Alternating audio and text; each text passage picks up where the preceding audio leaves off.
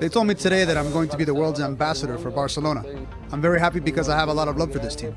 We won Ligas, Champions, scored in the Bernabeu. I made all types of goals with Barca. It's impossible to remember them all. I remember watching Messi training. Everybody was talking about him, the new kid, back then. He showed that he was going to have a great future. For me, it was a joy to have played with him and to see the history that he's making. Ronaldinho once said, "There are 6 people in football he will never forgive. Not rivals, not enemies on the pitch, but managers, teammates, and even an entire fan base who turned his genius into a target." This isn't about petty arguments or bruised egos. This is about racism disguised as professionalism, betrayal dressed up as discipline, and a system that punished joy because it couldn't control it. From Paris to Barcelona, from Brazil to Mexico, Ronaldinho's career became a battleground where his flair was labelled chaos, his freedom called danger, and his identity weaponized against him. So if you're ready to hear the truth behind the smile, smash that hype button right now and let's push this legend story higher. Because what happened to Ronaldinho wasn't just unfair, it was systematic. It started in Paris. Between 2001 and 2003, Ronaldinho played for Paris Saint-Germain under manager Luis Fernandez, and from day one, the relationship was toxic. Fernandez came from the old school of French football, gritty, disciplined, built on collective order. Ronaldinho was the opposite. He played with Ginga, that improvisational Afro-Brazilian spirit that made him unstoppable. But to Fernandez, that wasn't art. It was a threat. When Ronaldinho stayed out late one night, Fernandez didn't just bench him. He publicly called him a spoilt brat, told the media that Ronaldinho lacked the maturity to lead a professional squad. Ronaldinho fired back, calling Fernandez tactically inept. But the damage was done. The narrative was set. The lazy, undisciplined Brazilian who cared more about nightlife than football. It's a label that would follow him for the rest of his career. And here's the thing. When white players party, they're called mavericks, colourful characters. But when black or Afro-Latino players do the same, they're labelled unprofessional. That double standard wasn't just present in the dressing room, it was alive in the stands. The Cop of Boulogne, PSG's notorious ultra section, was known for uninhibited racism, violence, extremist politics. Ronaldinho was performing in a crucible of hostility, where any deviation from the rigid European norm was framed as cultural deficiency. Fernandez didn't just bench a player, he participated in creating an archetype that would haunt Ronaldinho forever. And that's why Ronaldinho will never forgive him. Next came Samuel Eto'o, and this one cuts deeper than any manager's criticism, because Eto'o wasn't just a teammate, he was a brother in arms. In February 2006, Barcelona travelled to Zaragoza. The abuse started immediately. Monkey chants, peanuts thrown at Eto'o, relentless, vicious racism from the stands. Eto'o tried to walk off the pitch in protest, and Ronaldinho was the first one there. "Don't go," he said, "but if you do, I'm going with you." That moment became iconic. Later in the match, Ronaldinho scored a penalty and ran straight to Eto'o, holding his face in his hands. It wasn't celebration, it was solidarity. The headlines called it "Goals Against Racism." 2 of the most targeted black players in the world standing together against the bigots. It was powerful, it was profound, and it didn't last. In 2007, everything collapsed. Eto'o refused to enter a match as a late substitute against Racing Santander. Ronaldinho publicly criticised him, saying Eto'o wasn't thinking of the team. Eto'o exploded. He called Ronaldinho a hypocrite, told him to look at his own discipline before lecturing others, and labelled him a bad person. The media war lasted a week. The friendship was destroyed permanently. And here's why this feud is unforgivable. Eto'o had stood beside Ronaldinho when the monkey chants were loudest. But the moment Ronaldinho struggled, the moment the pressure mounted, Eto'o turned on him. He weaponized the same unprofessional narrative that racist managers had been using for years. He validated the lazy Brazilian stereotype that Ronaldinho had been desperately trying to outrun. For Ronaldinho, that wasn't just betrayal, it was abandonment. The psychological toll of performing in a racist country like Spain, where black players are routinely harassed, creates immense internal pressure. And when your closest ally turns that pressure into a public attack, the wound never heals. Ronaldinho will never forgive Eto'o, not because of the argument, but because Eto'o broke the one alliance that mattered most. Then came Pep Guardiola, and this is where the hypocrisy reaches its peak. In 2008, Guardiola took over Barcelona and immediately targeted Ronaldinho for removal. The justification? Ronaldinho's lifestyle was a danger to the development of young Lionel Messi. Let that sink in. The black Brazilian was framed as a corrupting influence. The white Argentine was the vulnerable heir who needed protection. Guardiola created a moral hierarchy: order over chaos, discipline over creativity, purity over contamination, and Ronaldinho was cast as the toxin. The reality? Ronaldinho had been Messi's primary mentor. He guided the teenager through his early breakthrough, teaching him how to navigate the pressures of elite football. But Guardiola rewrote that history. He turned mentorship into corruption, friendship into danger, and forced Ronaldinho out to AC Milan. The peak of his career was over. But here's where it gets worse.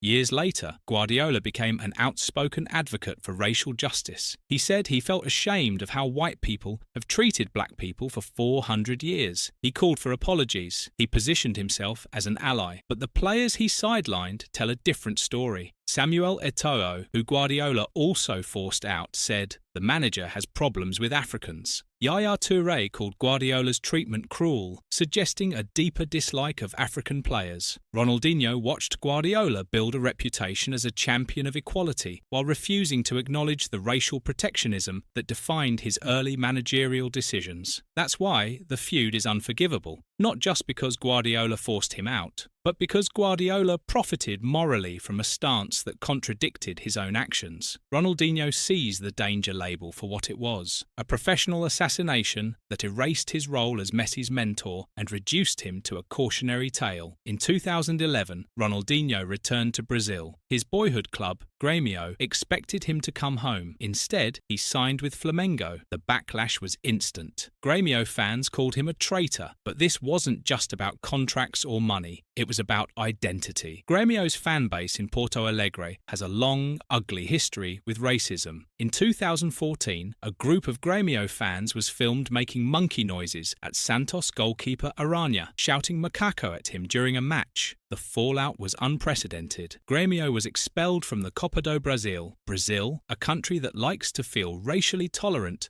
was forced to confront the truth. It is not. Ronaldinho grew up in the Vila Nova favela, a region with a very low non-white population compared to the national average. He understood the dynamics of Porto Alegre. He knew the hatred directed at him wasn't just about football loyalty. It was about a fan base that used the traitor label to justify racialized aggression. And it wasn't isolated to Brazil. When Ronaldinho signed for Querétaro in Mexico in 2014, a local politician named Carlos Trevino called him an ape. Trevino was frustrated by traffic jams caused by Ronaldinho's presentation, so he took to social media and reduced one of the greatest footballers in history to a racist slur. The backlash led to the We Are All Apes campaign, a show of global solidarity. But the initial attack revealed the nasty problem that targets high-profile black athletes across Latin America. For Ronaldinho, the Grêmio fan base represents a culture fundamentally hostile to his identity. The traitor narrative allowed supporters to unleash vitriol rooted in herd mentality and racial exclusion. By choosing Flamengo, Ronaldinho asserted his professional autonomy, and the traditional white-dominated power structures of Porto Alegre found that intolerable. Ronaldinho will never forgive Grêmio fans, not because they booed him, but because they refused to grant him the right to make his own decisions without racist reprisal. Then there's Frank Rijkaard.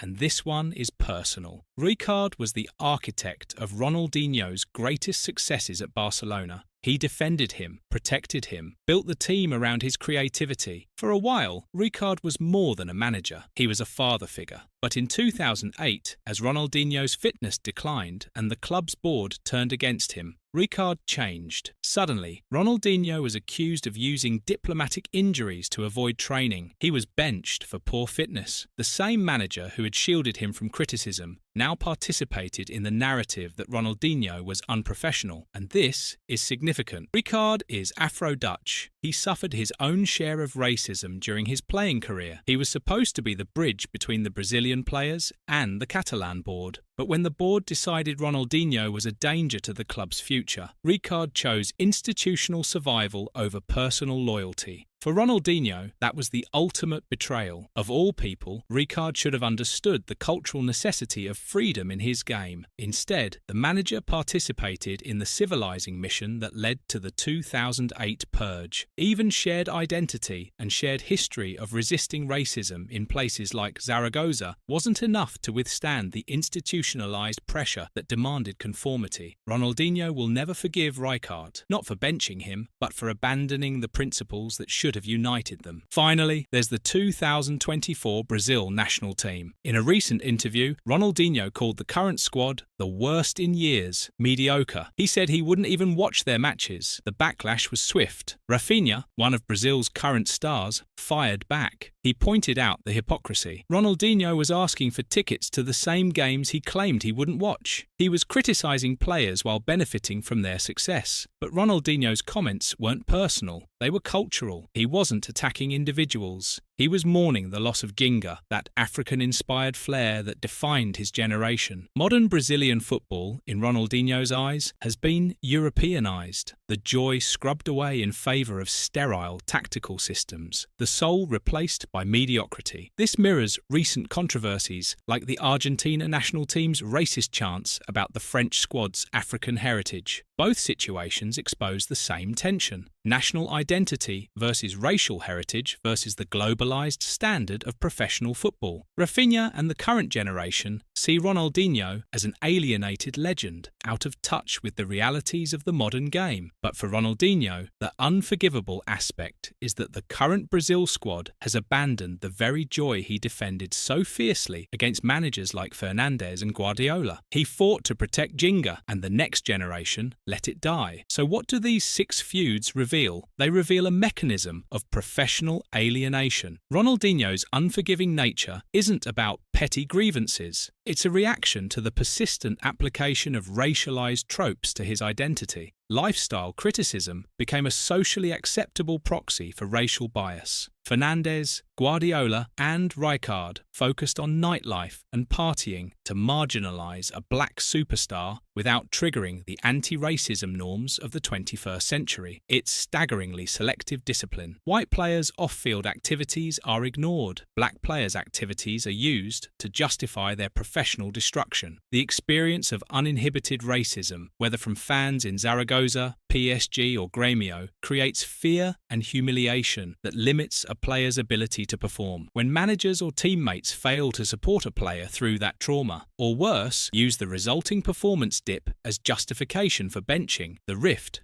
becomes permanent. Ronaldinho's never forgive list is essentially a record of those who failed to stand with him when the monkey chants were loudest. Management became a tool of social order. The feuds with Fernandes and Guardiola show how managers use the narrative of discipline to suppress cultural flair and assert Eurocentric control over players of colour. The rift with Eto'o shows that even high-profile alliances against racism can be broken by professional hierarchy and the weaponization of the lazy trope. The hostility from Grêmio and the insults in Mexico illustrate the herd mentality of supporters who refuse to grant black athletes the right to make their own financial and career decisions. And Ronaldinho's critique of the 2024 Brazil squad is a final stand for a version of the sport that values joy and soul over sanitized, mediocre tactical systems. These patterns weren't accidental. They were structural, embedded deep within football's institutional fabric, repeating across continents and decades. Each feud represents a different facet of the same oppressive system. Paris taught him that European football would never truly accept his cultural expression.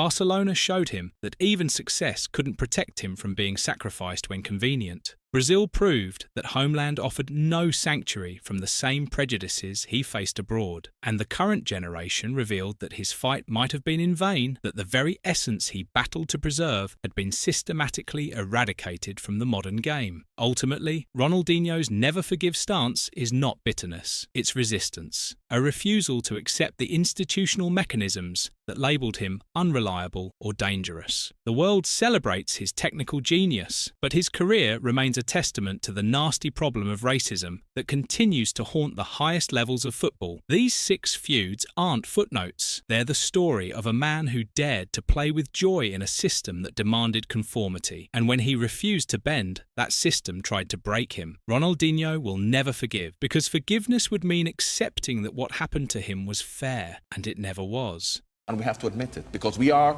influenced by our environment, and the environment he came from, albeit from a Catholic and Protestant point of view, is whoever the enemy is, we have to kill the enemy. The enemy at that particular time happened to be black, but it equally could have been English, and he would have wanted to kill any Englishman. So, but those holier than thou who says how terrible it is, it's a disgrace. He called him a racist. John Barnes just named 5 players he will never forgive. Mark Viduka refused to come back onto the pitch. Glenn Hoddle built a career on selfishness. Teammates laughed as bananas were thrown. The media turned calm into careless, and the boardrooms kept their doors locked. This is not about grudges. This is about betrayal. Most footballers remember the fans who hurt them. Barnes does not. He forgave the working-class racist on the terrace because he understood their conditioning. But he cannot forgive the men who stood beside him in the dressing room and said nothing. The ones who knew better. The ones who had power. The ones who chose silence. Barnes played in an era when acknowledging racism meant breaking rank. It meant being soft or political. His teammates would see the bananas thrown at Goodison Park in 1988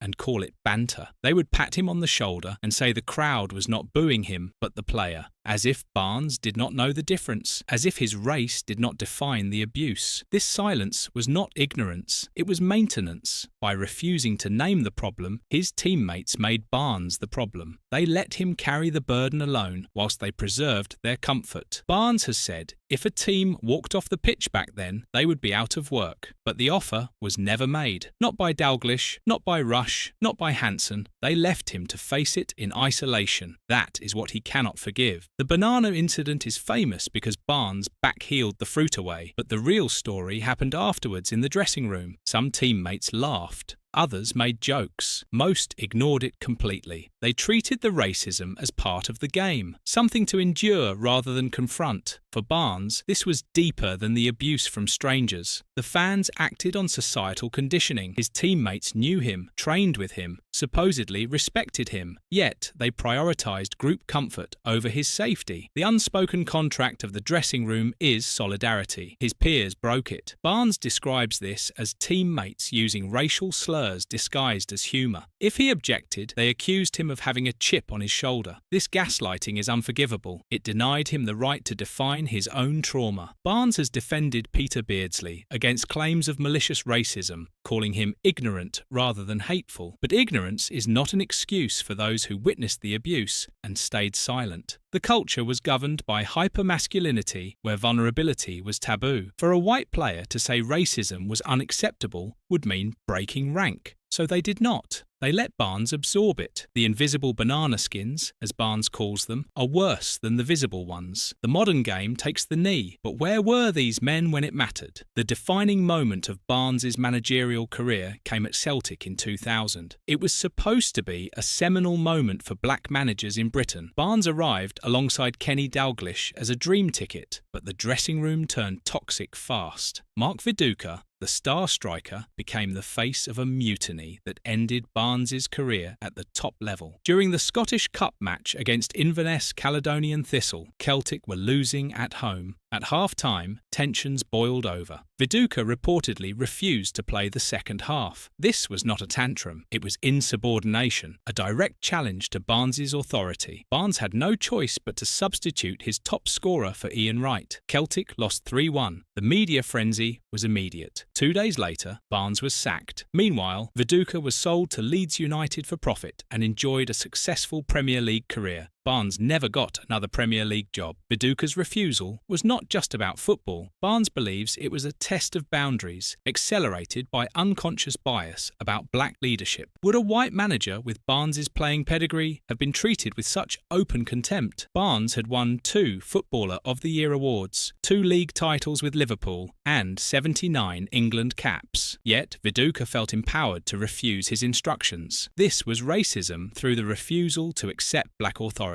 But Viduka was not alone. Senior players like Alan Stubbs were part of a clique that undermined the new regime. There were reports of friction over training methods and scepticism towards Barnes's tactical approach. In a functional dressing room, senior players police rebellions. At Celtic, the silence of the leaders was a tacit endorsement of the mutiny. Barnes was left isolated, not just by Viduka, but by the collective failure of the squad to respect his office. The aftermath exposed the invisible banana skins Barnes speaks about. Whilst Barnes was cast into the managerial wilderness for nearly a decade, Viduka thrived. He secured a lucrative move and became a Premier League success. Barnes contrasts this with white managers who failed spectacularly but were immediately recycled into new jobs. Graham Souness and Brian Robson are examples. For black managers, failure confirms inherent unsuitability. For white managers, it is a rite of passage. This structural unforgiveness towards the football establishment is what Barnes directs his anger at. Viduka represents the insubordinate subordinate who refused to accept black authority. He is unforgiven. Glenn Hoddle and John Barnes should have been natural allies. Both were supreme technicians who operated with vision alien to English football's rigid physicality. But the media created a narrative that England could not accommodate 2 luxury players. 1 enigma was a risk, 2 was suicide. This pitted them in a zero-sum game for the creative soul of the team. Barnes resented the enigma label. His performances at Liverpool proved his tactical discipline and team ethic, qualities he felt Hoddle lacked in favour of individualistic brilliance. The friction intensified when Hoddle became England manager from 1996 to 1999. His management style was characterised by philosophical arrogance, a belief in his own tactical superiority, and notoriously a reliance on faith healers and karma. Barnes critiqued Hoddle's management as symbolic of the London Spurs ethos, individualistic and flashy. This stood in contrast to the Liverpool ethos of collective responsibility and humility. Barnes has suggested that a British genius, strongly implied to be Hoddle, could never have played for Liverpool because their character would not submit to the collective. This is a profound accusation. Barnes is calling Hoddle selfish, a player and manager who prioritised his own vision over the pragmatic needs of his players. Hoddle failed to unlock the potential of creative players when in management, often reverting to rigid structures that stifled the flair he once embodied. This philosophical betrayal is key to Barnes's grievances. Hoddle represented a footballing intellect that should have understood Barnes, but instead chose to marginalise him. Hoddle's controversial comments about disabled people paying for sins of a past life were evidence to Barnes of profound ignorance permeating the football establishment. If a manager can hold such warped views on disability and karma, it is unsurprising they harbour unconscious biases regarding race. Hoddle represents the intellectual gatekeeper, the figure who decides who is tactically astute and who is merely athletic. Barnes has spent his post-playing career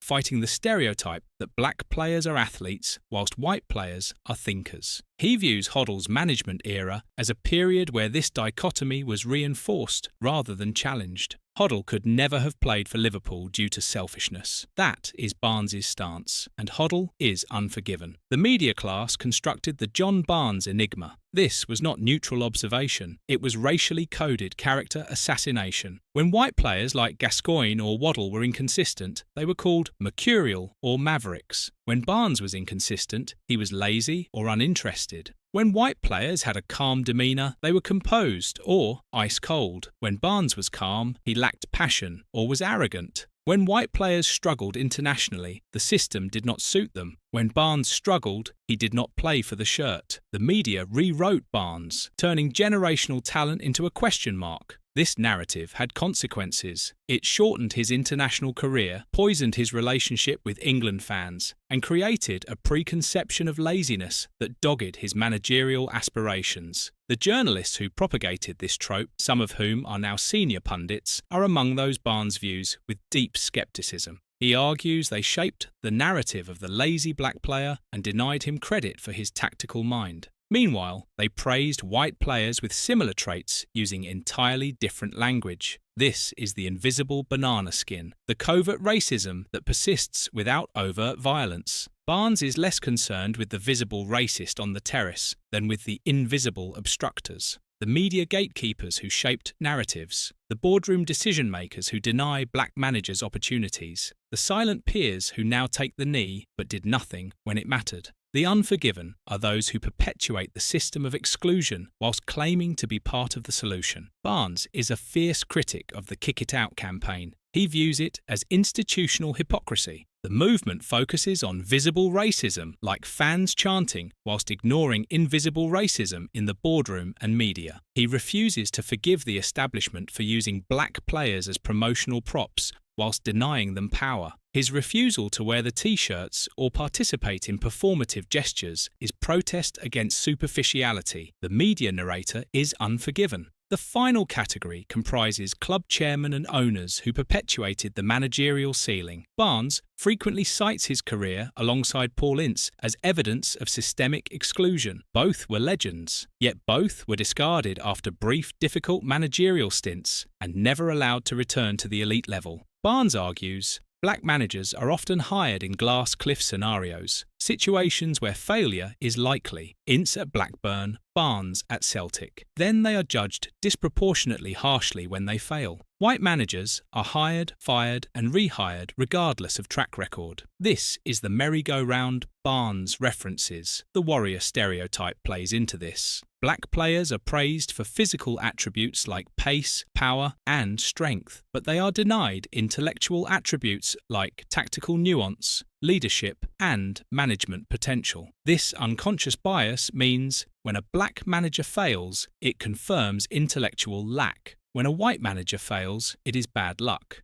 This denial of intellectual respect is the ultimate unforgivable sin. The institutional gatekeeper represents the invisible banana skin that ensures the boardroom remains white even as the pitch becomes black. The system is unforgiven. Barnes's unforgiveness is ultimately sociological. He explicitly links racism to capitalism. He argues that as long as capitalism requires an underclass to exploit, racism will exist as a tool to justify exploitation. He forgives the working-class racist fan because he views them as victims of the same conditioning. But he does not forgive the five players, the powerful, the educated, the influential who benefit from the system. He reserves his anger for Mark Viduka, who used power to undermine, Glenn Hoddle, who used philosophy to exclude, the silent teammates who used privilege to ignore, the media narrator who stole identity and turned calm into careless, and the institutional gatekeeper who keeps the boardroom white. These are not petty grudges. They are a scathing indictment of a culture. Barnes's unforgiveness is not bitterness, it is memory. In refusing to forgive the silence of the past, he forces the present to speak. He stands as witness to the fact that whilst the bananas have been swept away, the silence remains. In the dressing rooms, in the boardrooms, in the press boxes, the silence is deafening. Mark Viduka represents the refusal of the white subordinate to accept black authority, a mutiny that cost Barnes his managerial career. Glenn Hoddle represents the intellectual arrogance of an establishment that could not accommodate black genius on its own terms. The silent teammate represents the passive complicity of the white majority who prioritized comfort over justice. The media narrator represents the theft of identity, and the institutional gatekeeper represents the invisible banana skin. The pattern repeats itself today. Black managers are still hired into impossible situations. They are still judged more harshly when they fail. They are still denied the second and third chances that white managers receive as standard. The language has changed. Nobody throws bananas anymore, but the structure remains. The boardrooms are still predominantly white. The media still codes language differently for black players and managers. The pathway to top jobs is still blocked by invisible barriers, Barnes sees through the performative anti-racism. He knows that taking the knee means nothing if the system stays intact. That is why he refuses to play along. That is why he names names. That is why he will not forgive, because forgiveness without accountability is complicity. Every time a black manager is appointed to a struggling club and given 6 months to turn it around, Barnes sees Viduka refusing to play. Every time a pundit questions whether a black manager has the tactical intelligence for the job, Barnes hears Hoddle's philosophy of exclusion. Every time colleagues stay quiet when racism occurs, Barnes feels the silence of that Liverpool dressing room. Every time someone says football has moved on, Barnes points to the statistics. How many black managers in the Premier League right now? How many in the Championship? How many black executives in boardrooms? The numbers tell the truth that the slogans hide. Progress is not real if the power structure remains unchanged. Barnes is one of the greats. 2 Footballer of the Year awards, 2 league titles, 79 England caps. A player who redefined what was possible on the pitch, yet he was never protected like one. He was left to face the abuse alone. His teammates laughed or stayed silent. Viduka refused to play. Hoddle marginalised him. The media rewrote him, and the boardrooms locked him out. This is not about 5 individual players. Thus is about a system, a culture, a betrayal, and Barnes will never forget. Nesta época de hoje, seguramente eu iria ser mejor do mundo outra vez. Os dois são muito buenos, eu digo que se eu estivesse jogando nesta época, seguramente eu ia pelear para ser mejor do mundo com os dois.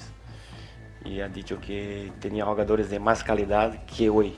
Hoje sempre habla de Cristiano Ronaldo e Messi, e agora pouquinho de Neymar. He was racist, or at least the system around him was, and that's where Rivaldo's story gets dark. This Brazilian legend won the Ballon d'Or, lifted the World Cup and dazzled Barcelona. But his legacy isn't defined by brilliance alone. It's haunted by a list of 7 people he refuses to forgive. The public thinks these are just bitter feuds between rivals. The truth is messier and deeper. These 7 aren't just enemies. They're symbols of a broken world that pushed a genius into corners. This is the tale of how racism, bad faith, and systemic bias shape one of football's most complex careers. If you're genuinely enjoying this deep dive into football's uglier truths and hidden systems, hit the hype button right now. Let's show that real stories about real struggles and real pain matter. Now, let's go back and understand how Rivaldo truly got to this moment of reckoning. Number 7. The fickle fan base. Both Barcelona and Brazil turned on him at different moments. Fans whistled at the Nou Camp, even when Rivaldo scored crucial goals. This wasn't about form or talent. It was conditional love wrapped in racism. When he played well, he was a god. One bad game, the lazy South American trope resurfaced instantly. The transactional relationship with supporters left deep scars. In Brazil, before the 2002 World Cup, became scapegoat. Fans criticised him for saving his best for Barcelona. Others said he held back for Brazil. There was no way to win. The people turned on him as quickly as they embraced him. One mistake meant unleashing abuse that felt distinctly racial. He lived on a precipice for a decade. Rivaldo never had the unconditional loyalty that Messi or Ronaldinho enjoyed. His fans made him feel useful, unloved. They treated him like a product with an expiry date. He never forgives this betrayal. Number 6. Hector Cooper and the rigid defensive systems. Cooper managed Inter Milan and represented a whole archetype of rigid, defensive-minded coaches. These managers viewed creative number 10s not as conductors, but as liabilities needing to be controlled. Cooper was a devotee of defensive rigidity, tactical discipline above all else. His tenure at Inter Milan inflicted misery on the Ronaldo and Rivaldo generation. Rivaldo faced similar skepticism about his work rate when he played in Serie A. The early 2000s, Serie A and La Liga were brutal for artists. These systems stifled the most creative players on earth in pursuit of 1-0 victories. For someone like Rivaldo, this was a sin against football itself. The waste of talent infuriated him. These managers didn't want flair or joy or innovation. They wanted obedience. Rivaldo views this entire archetype as a destroyer of joy. He never forgives the men who thought talent should be shackled rather than unleashed. Number 5. The English media and the Heskey backlash. This one cuts deep because Rivaldo actually respected Emile Heskey. When asked to name one English player good enough for Brazil's 2002 World Cup squad, Rivaldo said Heskey. He praised the striker's strength, work rate, and ability to create space. Heskey himself confirmed the comment, but the English press mocked Rivaldo for this opinion. They treated it as a joke. The media obsessed with their golden generation of Beckham, Owen, and Gerrard laughed at the Ballon d'Or winner. This was intellectual racism. It suggested that Rivaldo didn't understand football. It implied the English establishment knew better than the Brazilian genius. Rivaldo saw value in a player. They saw a meme. He recognised a gladiator. They saw a donkey. By mocking his choice, England's media essentially said his footballing intelligence was worthless. This dismissal fit a broader pattern. European commentators consistently minimised South American tactical acumen. They attributed success to magic rather than analysis. Rivaldo never forgives the arrogance that told a genius he was stupid. Number 4. Hakan Ünsal and the hypocrisy of the cheat narrative. June 3, 2002. The World Cup. Turkey versus Brazil. In the closing minutes, Ünsal kicked a ball forcefully at Rivaldo, who was waiting to take a corner. The ball struck Rivaldo on the thigh or knee. He collapsed, clutching his face. Ünsal was sent off. Brazil won. But then came the backlash. The narrative shifted instantly. Rivaldo became the villain. Football forums filled with racism against Rivaldo and Brazilians. Discourse shifted from critiquing simulation to attacking Brazilian character itself. This is where the racism angle becomes crystal clear. Diving happens in every culture. In Brazil, it's called malandragem, street smarts, a way for the marginalised to gain advantage over the powerful. But Rivaldo wasn't called clever. He was called a cheat. The hypocrisy was stark. Ünsal committed physical assault. Kicking a ball at an opponent is a red card offence regardless of where it lands. Yet Ünsal was portrayed as the victim of Rivaldo's acting. The inversion of justice defined everything. The man who got hit became the global villain. This exemplified the double standard. European aggression is passion. South American reaction is deceit. Rivaldo was fined thousands of pounds. He was shamed and branded. The actual violence by the Turkish player was forgotten. The media apparatus decided his legacy would rest on theatre, not brilliance. He never forgives that moment or the world that judged him for it. Number 3. Javier Clemente and the stereotype of slowness. Clemente was a Basque manager who became vocal critic of the South American archetype.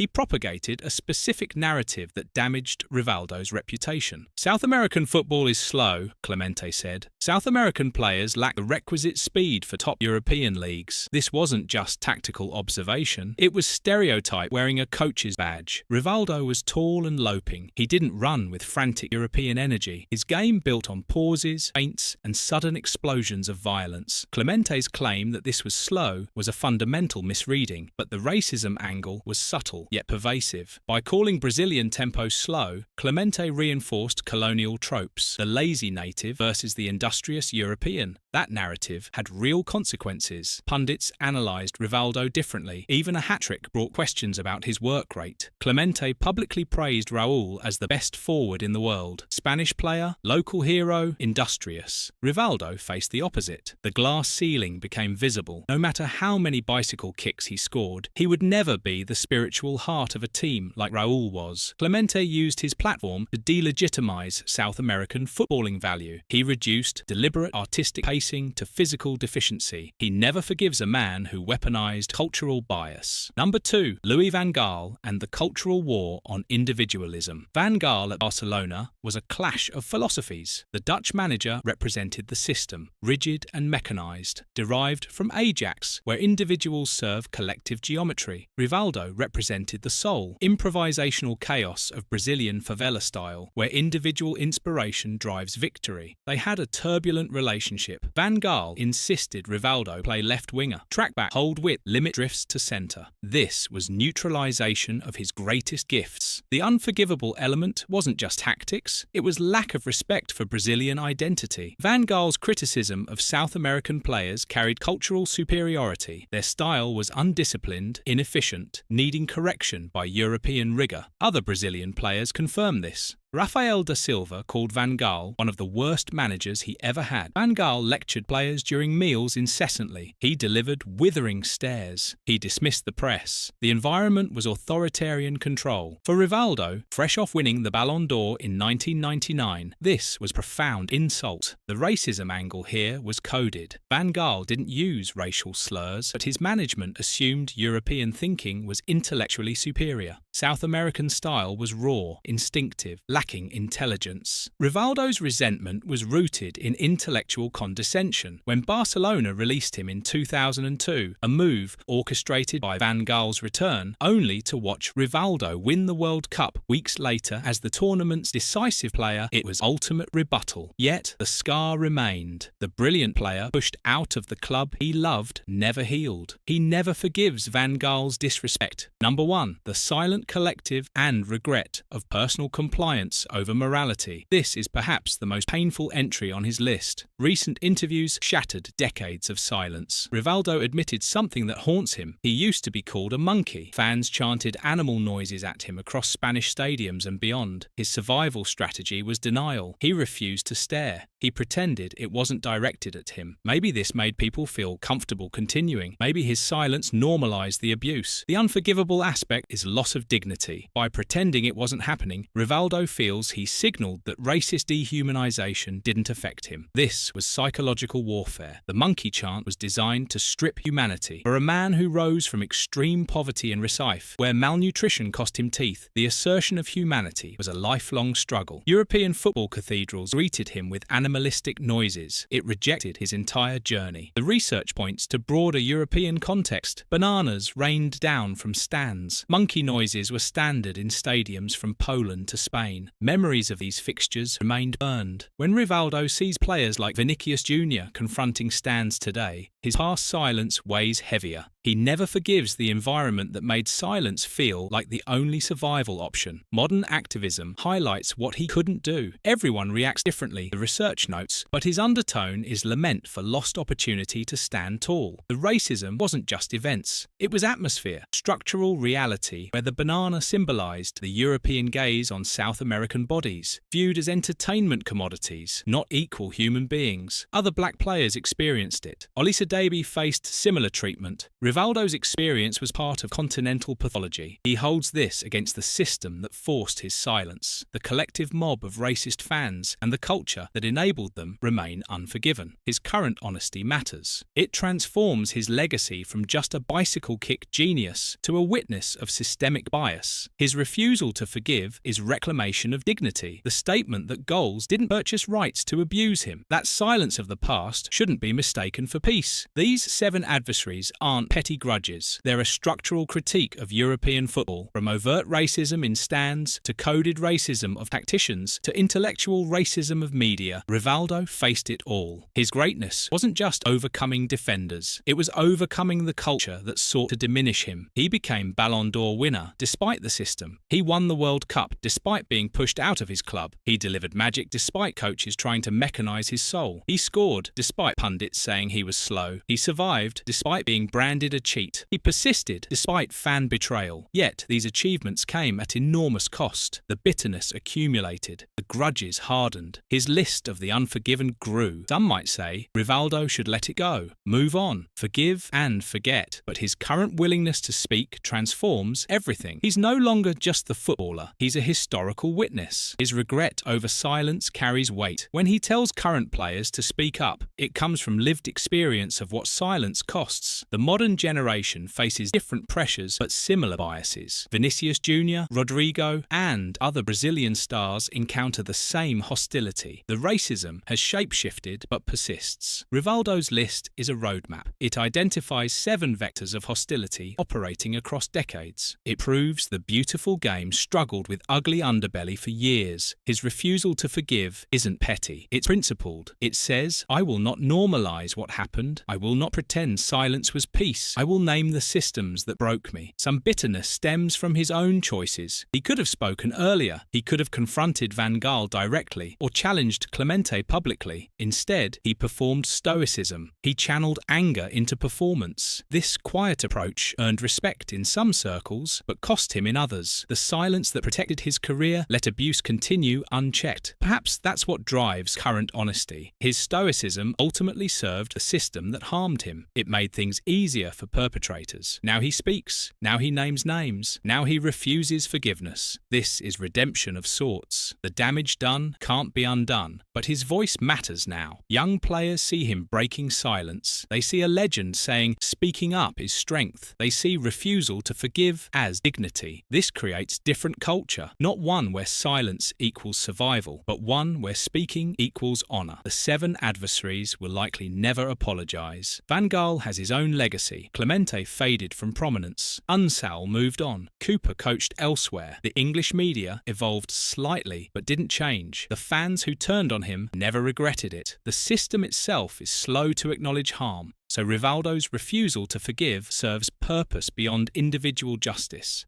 It's a statement to future generations. It's a warning about patterns. It's documentation of what was lost. And it's assertion that his humanity couldn't be purchased by trophies. He was brilliant. He was also treated as less than human.